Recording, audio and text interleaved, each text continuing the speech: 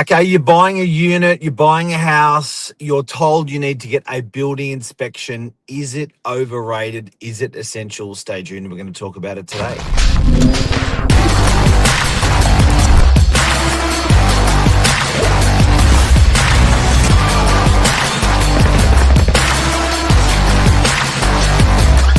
I'm the ringleader, so listen up.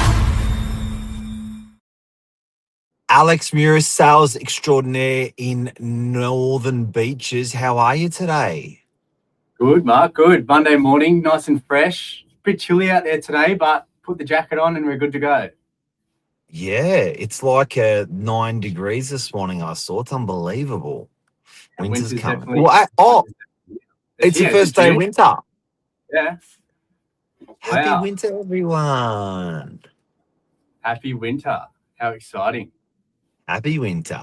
Now, Alex, tell us everything you know about building inspections. So buyers, purchasing, they're buying a unit, they're buying a house, they're buying brand new.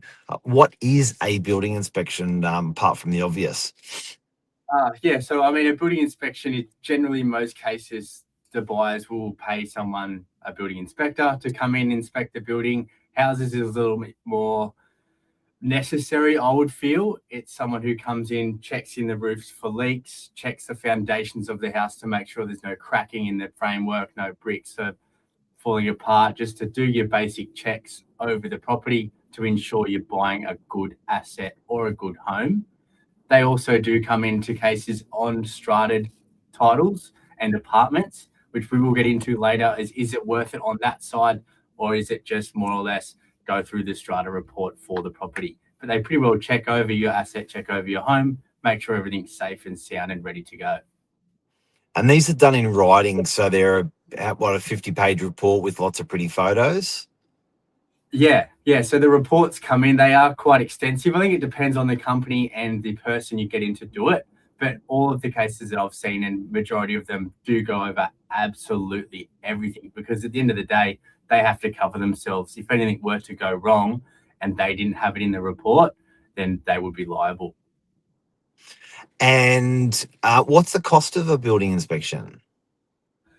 I think it varies. It definitely varies on the property and where you get it from. It could be anywhere from 1,000 to $2,500, depending on the property and the inspector. But generally, it's a few $1,000s investment. And then there's companies like Before You Buy, where a vendor can actually buy an inspection, and then that can be shared multiple times with multiple purchasers. And I think that's a huge advantage, because it's a lower barrier of entry for purchasers, because they're more like $100 or $200, and then they, if they're successful, then they're actually paying that sort of whole amount.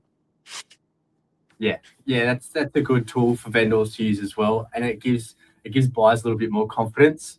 I mean, they're going into a property. If there's already a report done by the vendor that's available to be purchased, it gives them confidence that the vendors aren't hiding anything, and they're happy just to share everything, and the house or unit is good to go.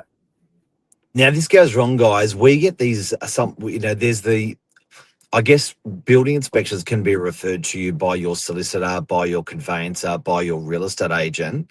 I find that sometimes these building inspectors are bloody awesome, very efficient.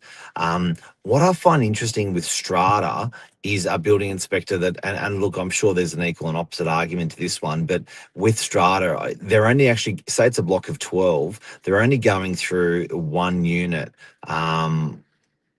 And they're not going through 12 units, and they're giving a report on the whole building.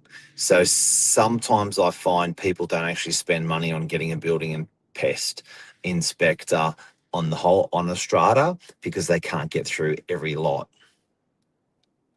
Yeah, and a different case that I thought I'd bring up as well. We are selling those new Havana units down on Oaks Avenue here in DY.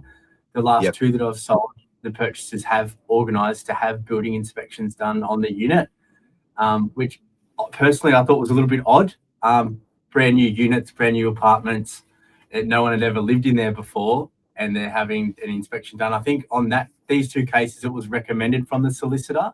But Mark, you've been in it 30 years. Is this a common occurrence to you, or I just thought it was a bit strange personally? Do you know what? With new, there's just been so much controversy around it.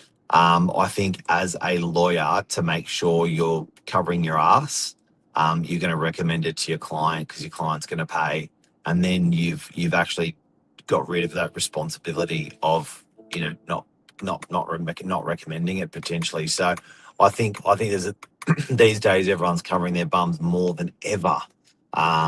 So that's why I think we're seeing it with units. But look, I've been an agent for over 30 years and a good part of 25 years. People never got them. They never got them on units. So like, look, it's a unit. Yeah, and 9 times out of 10, when you're purchasing off the unit, you will get a strata report done anyway, which does go over the whole building. Your strata report will tell you the health of the whole building, if there's any kind of special levies or works coming up for your lot. And a lot of buyers will pretty well just keep that in their back pocket and use it as their safety net for purchasing a unit. Yep. But on the flip side, houses, I definitely think it is worth it. I definitely think it is essential, especially if you're buying an older property or an older house that's 20, 30 plus years old. You need to make sure that your foundations of the property that you're buying are good. So we've established what a building inspection is and what they're getting it for, how much it actually costs. Where have you seen these go wrong? Like, where have you seen a report, a building inspector gone bad, where you've gone, oh my God, this is ridiculous? I mean, yeah, in some cases, especially if it's an older style property, and as we said before, they are very extensive and they go over absolutely everything. So in some cases, if you're buying a property that's 30, 40 years old, you are going to have some little hairline cracks and maybe some minor issues within the property. Some of them can be detrimental. Majority of the cases they're not, but because they have to be so extensive in their report and go over everything, sometimes it can spook the buyer, or when it goes back to the solicitors to go over it, it'll spook the solicitors, and then it just creates more speed humps to cross over to get a deal over the line. And in some cases, yeah, they could be too extensive, and some minor things can turn into major things in the purchasing process. And I think in the defense of a building inspector, they would rather report it and then you decide whether it's big or little, rather than if it's something that was just so academic, so stupid, and why would I put that in my report? They figure like, let me put it in my report anyway, and you can decide if it's so small and so stupid as a consumer. But I often find that they're so damning sometimes, these reports, that it then gets referred. The buyer goes, well, I don't know, what am I meant to do? Is this normal? And they go back to their solicitor, have a conversation, then the buyer comes back and says, yeah, no, it's fine, I'll still buy the property. They actually don't know how serious to treat that report. But I think, again, in such a compliant world these days, as a building inspector, you're going to just put every single thing in there. Like, I just had one done I was going through last Thursday. It was a factory in French's Forest, and it was one of the doors wasn't closing properly, and there was some paint work on a balustrade that was sort of bubbling. And then there's a product called Dinsel, which it's basically like plastic, and you put reinforcement rods down it, and then you put concrete down in the middle of it, and then it hardens. So Dinsel, the product, is actually not the structure effectively that's holding the wall up, because it's just plastic, but it actually, during construction, it guides the steel and the concrete to stay in position.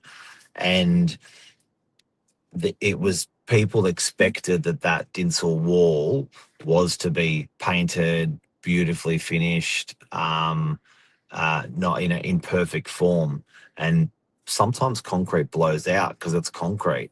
So those imperfections were brought up by the building inspector, and then the purchaser's like, that's got to be fixed. And then the developer's like having a bit of a laugh, going, mate, it's an industrial commercial property. That's Dinsel. That's, it's not it's never meant to be a perfect finish like a gyprock wall with paint and sleek. Do you know what I mean? So I guess there's a little bit of push and pull with building inspections is my point. And it also depends on the type of property it is, whether it's a 40-year-old property, a brand new property, a commercial property, a residential property. You sort of got to read the play. Yeah, 100%. And I think in whatever case it is, whether it's industrial or a house or a unit, I think at the end of the day, to go over our essential or overrated, personally, I think it is essential for buying something. I mean, majority of the cases you're buying something around on the northern beaches, it's over $1 million or just under. So it's a lot of money for someone to outlay. You want to have that safety net and that reassurance that what you're buying is a good product. And you may, in strata, if you did get it done in strata, you may even do the strata inspection first, which is like checking the books of the building, and then give that the things that are of concern in the strata, to give that to your builder and say, can you have a look at this item and that item and that item? Say there was some water leaking somewhere, you go, mate, to the builder, can you have a look at that whilst you're there? Guiding them into what to look for as well, so you can make a better decision. Yeah, and those strata reports, especially if we generally get them done, they're only $49 for the purchaser to buy at the start. And then if they're a successful purchaser of the property, then they end up paying for the full report, which is about $290. But it's a very small investment and a very small outlay at the start just to have that bit of reassurance for them. And yeah, I think it's the perfect situation. If you're able to give that to the building inspector, give them a little bit extra to look at, I think it's a great idea.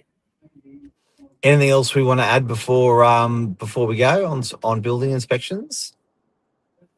I think we pretty well touched base on everything. I think we came to do you think they're essential? Do you think they're overrated, Mark? What's your viewpoint on them? I think in this compliant world, get them.